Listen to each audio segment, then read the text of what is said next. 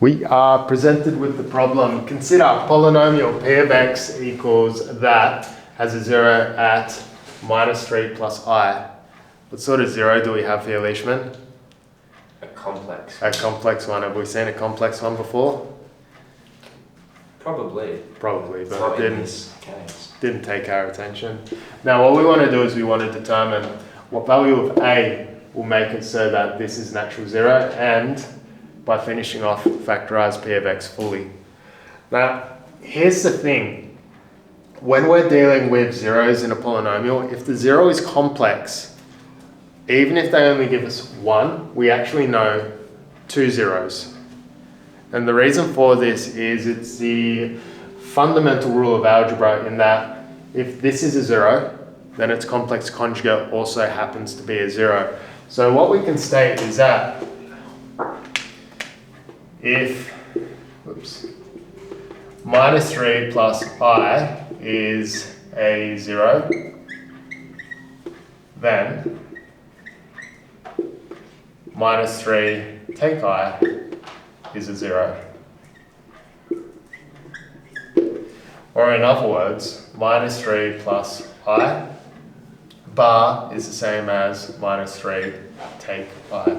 Do you remember the complex conjugate from year 11? So you can do it as bar or you can do it as asterisk. All it is you simply get the first expression here in rectangular form and you just negate the imaginary component. So if it's positive, it becomes negative, vice versa. Bar sheet.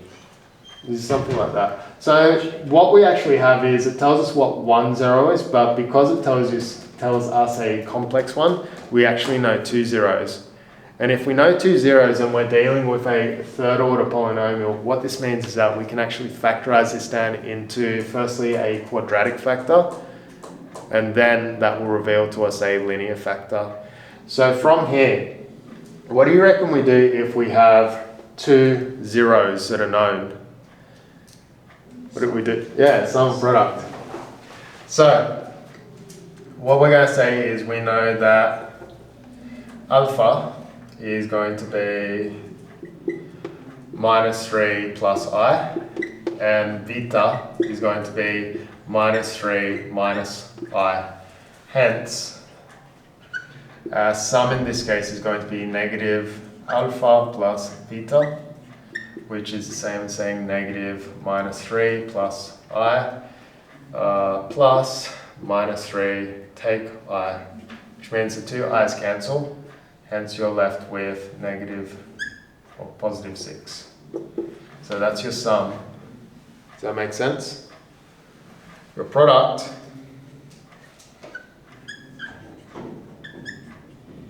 is going to be alpha beta, which is going to be minus 3 plus I minus 3 take I.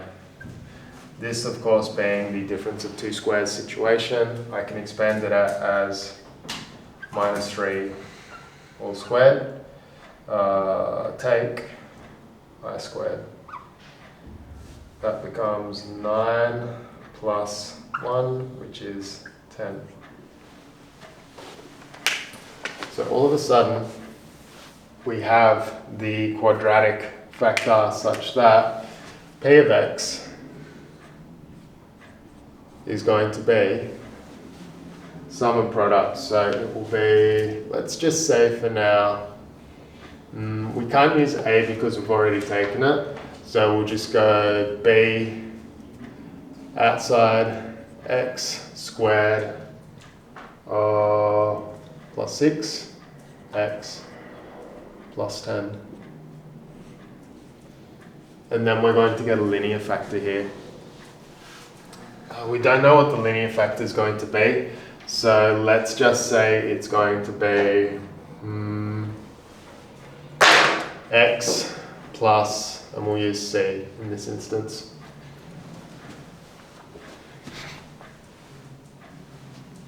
So we're in factorized form, but the issue now is we've got unknowns. We don't know what B was going to be, we don't know what C is going to be, and over here we've got A as well. We don't know what A is. And I should probably say B cannot be 0, and by default C could be 0, so we'll just say C is a real number. Happy? Alright, cool. Now from here, what do you reckon we need to do? We've got two equivalent equations. We should expand it out and play matchy-matchy. Yeah. Sweet. Alright. So let's just bring the B into the fold here. So we can do synthetic multiplication. So we can put B inside here, or we can do it inside here. What's easier? On 3 terms or on 2 terms? 2. Okay. So we'll go x squared plus 6x plus 10 bx plus bc. I think that's right. Okay. Synthetic multiplication. We're going to go 1, 6, 10 b bc.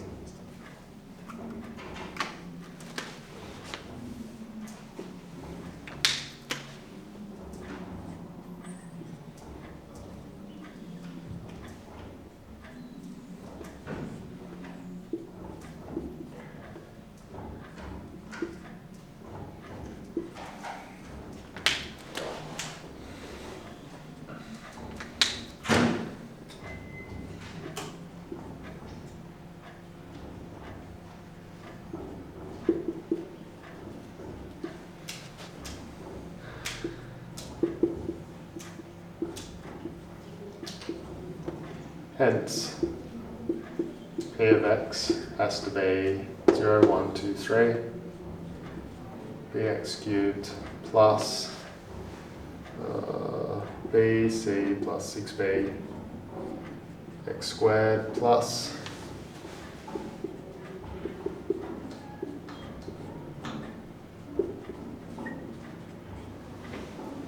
alright.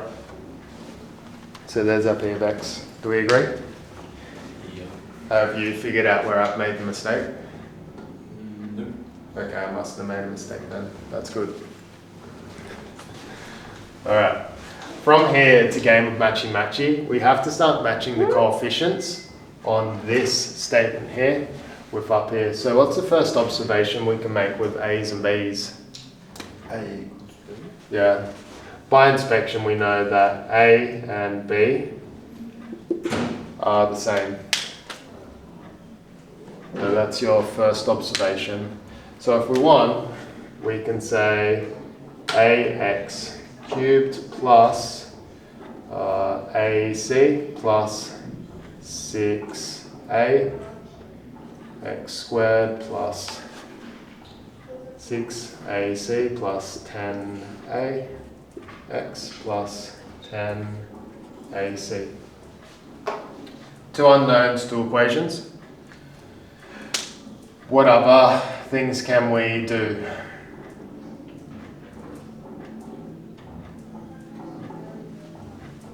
We know that there's a constant of minus 30 here and a constant of 9 here. How about if we build equations using our second order and our constant terms?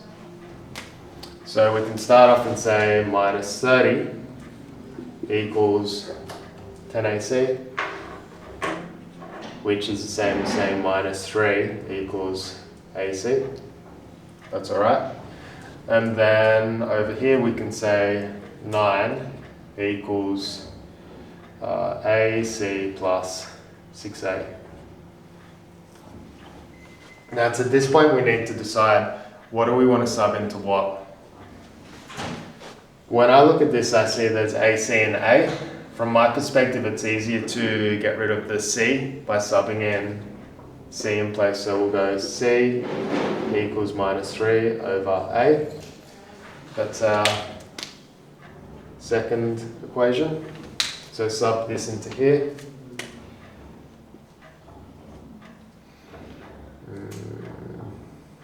That's going to be just minus 3 plus 6a. That goes to that side, so 12, 6a. A equals 2. Following? Do we agree? Yeah. Patrick? So I got this guy over here, substituted it straight into C, so it became 3 because the A's cancel.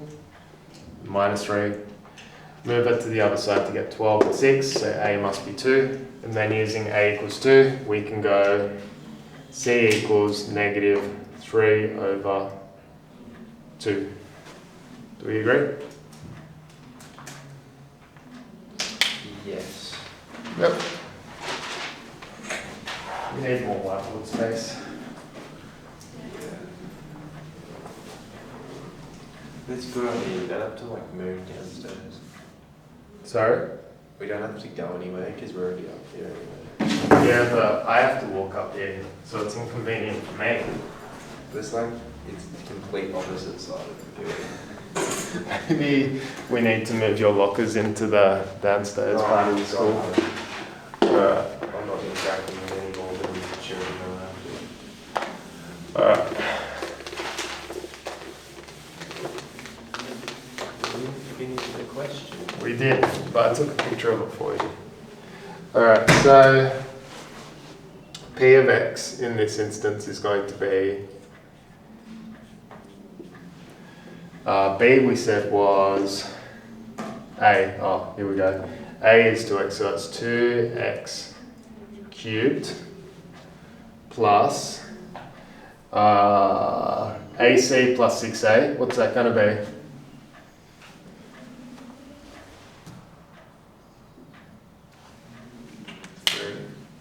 I have an idea.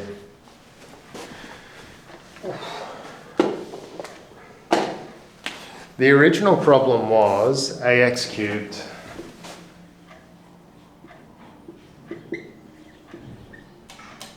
plus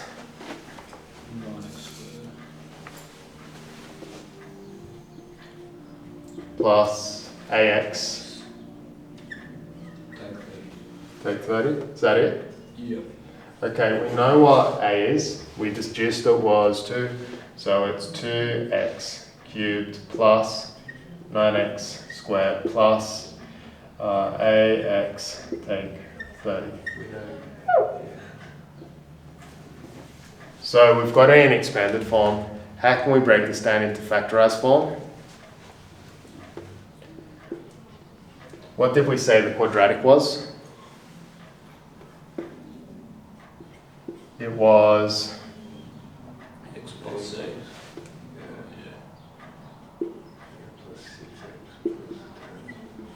plus or times x plus c, wasn't it? Yeah. B we deduced was just A, which is 2.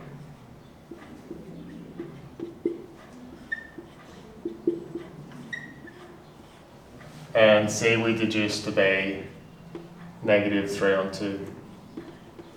Yes? Yeah. Mm-hmm. And what did we say the roots were? Negative 3 plus minus I. Oops, I haven't done that very well.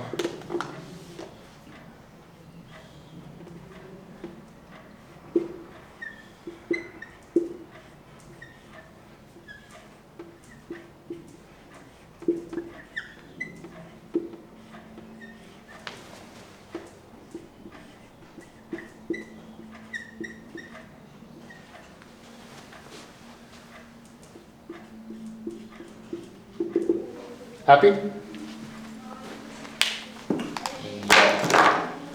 Cool. So what we did to solve the question was fundamental rule of algebra. If you know one complex 0 or root, what it actually means is you know 2, because the other root or 0 is always going to be the conjugate of the first one you're given. It always works out that way. You never have an odd number of complex roots. They're always an even number. So if you have a third order polynomial at least one root or 1 0 is guaranteed to be entirely real, and 2 may be imaginary in nature. Okay, so we simply started with this guy here. Using the clue we had, which was the root, we deduced the second root. We built the factor over here using sum and product. From there, we built or we modeled what the polynomial could look like. We replaced unknowns in place of the things that we could not know, so B and C. To make it easier working it out, we just put B into the linear term or the linear product, synthetic multiplication, expanded out, then played matchy-matchy across the original polynomial we were given and the one that we modeled given the roots we had. From there, it's just simultaneous equations to work out A, or work out B, work out A, then work out C. Then it doesn't matter which way you go. Sub it into here and factorize, or go back to the factorized form, sub them in, and there's your fully factorized form. Make sense? Yeah. A lot of work, isn't it? This is why this is the trickiest part. There's a lot of steps. It's not the worst though. No, it's not the worst, yeah. The takeaway from this is you need to remember sum and product. So that's year 10. But the main takeaway here is if you have one complex, 0 or root, you actually know 2 complex zeros or roots. Cool? Yeah.